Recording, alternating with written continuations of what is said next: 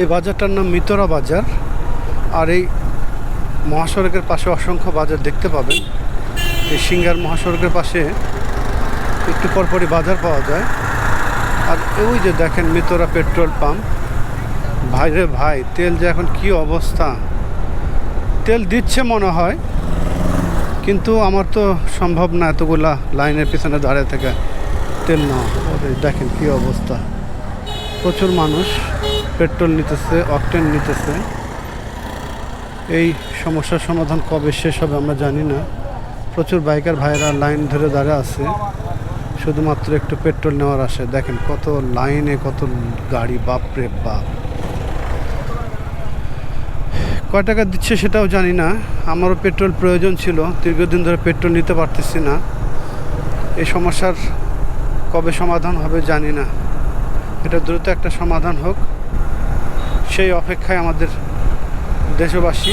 যে দূরে দেখা যায় এটা মানিকগঞ্জের শেষ সীমানা, এটা ধল্লা ব্রিজ। এখন এটা বর্তমান নাম হলো শহীদ রফিক সেতু। এটা মানিকগঞ্জের একবারেই শেষ সীমানা, এরপরেই ঢাকা জেলা আর কি। আর এখানকার ভিউটা ভাই অসাধারণ। নদী পাড়ে যখন আসি তখন কিন্তু মনটা একদম ভরে যায়। এই প্রাকৃতিক সৌন্দর্যের কাছে আমরা হার মেনে যাই। আর এটা কিন্তু মহাসড়ক, ঢাকার যা মহাসড়ক। এখন আমি রাইট সাইডে যাব, রং সাইড করব না, কারণ পাশে পুলিশ থাকে তো একটু ঝামেলা আছে। একবারে এটাই কিন্তু সেই ঢাকার যা মহাসড়ক। এবং মহাসড়কে যখন উঠবেন আপনি লুকিং গ্লাসে দুই পাশে দেখে এদিক ওদিক দেখে ওঠার চেষ্টা করবেন। এটা হেমায়তপুরের মেন বাস স্ট্যান্ড। আর এই যে সার্জন ভাই কিন্তু মামলা দিচ্ছে, গাড়ি কাগজপত্র দেখতেছে। দেখছেন কি অবস্থা! এই জায়গাটায় শুধুমাত্র এই সমস্ত ইয়াদের কারণে কিন্তু জাম লাগে।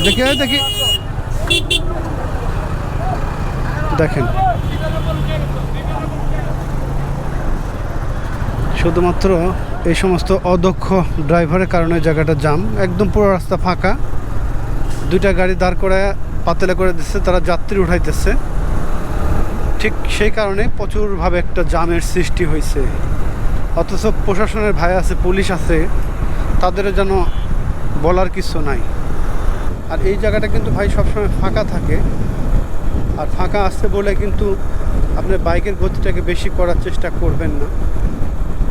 এখানে একটু কর্নারিংও আছে, অবশ্যই গতিটাকে নিয়ন্ত্রণ করার চেষ্টা করবেন। যেহেতু বাইক দুই চাক্কার বাহন, সেই কারণেই যতটুকু সম্ভব সেফটি মেনটেন করে গতিটাকে নিয়ন্ত্রণ করে সামনের দিকে যাওয়ার চেষ্টা করবেন।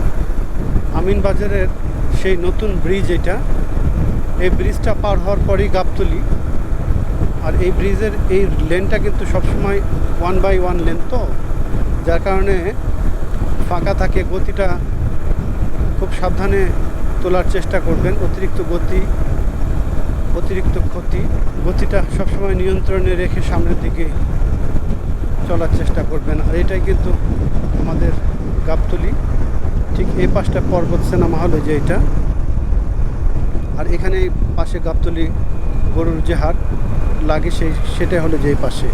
এটা এখন অনেক সুন্দর করছে, যার কারণে এখানকার যানজট অনেকটা কমে গেছে।